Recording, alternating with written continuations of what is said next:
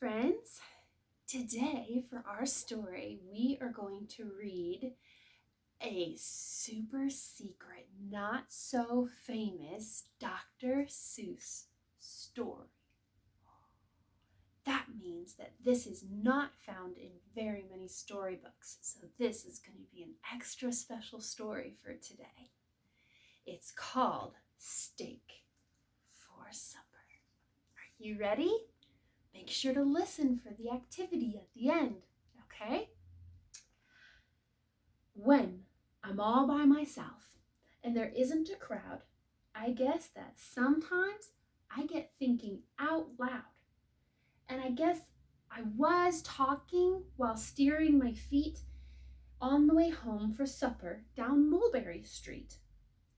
And I must have been thinking about what I would eat, because I shouted out loud with all of my might that we always have steak every Saturday night.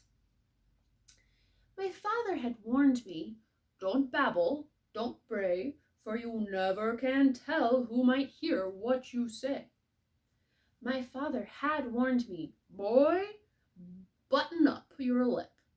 I guess that I should have. I made a bad slip. 'Cause the minute I said we had steak for our meal, I noticed an Ika behind at my heel. And that Ika was trailing me home for a bite of the steak that we have every Saturday night.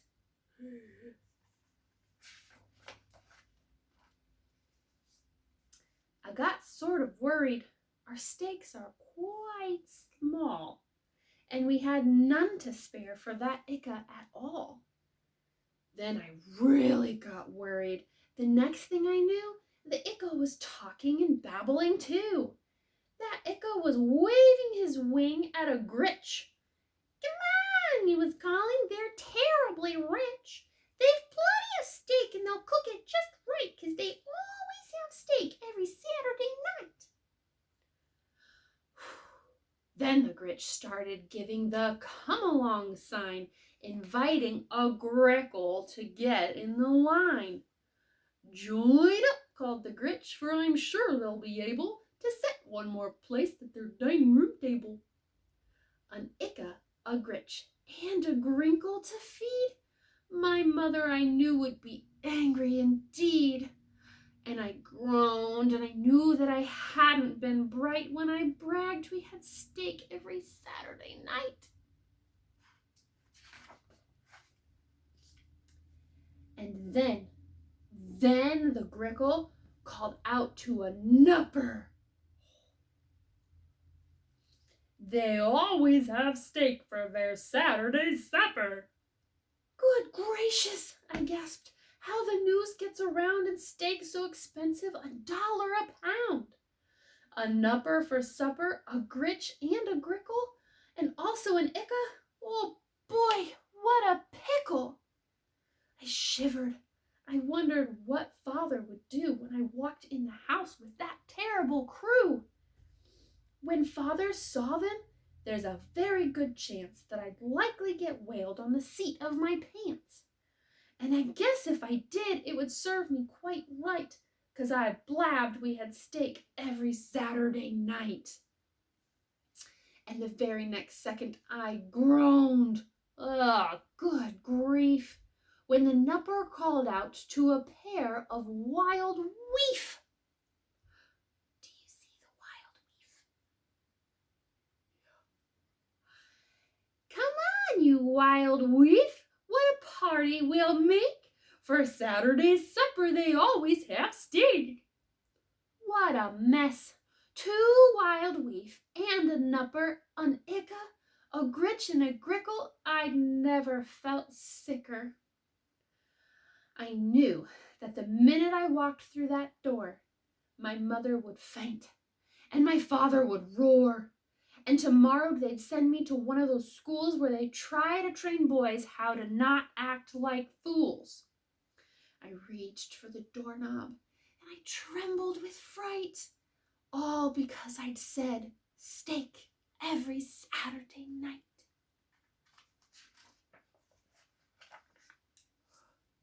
I opened the door. Then I stopped with a sniff.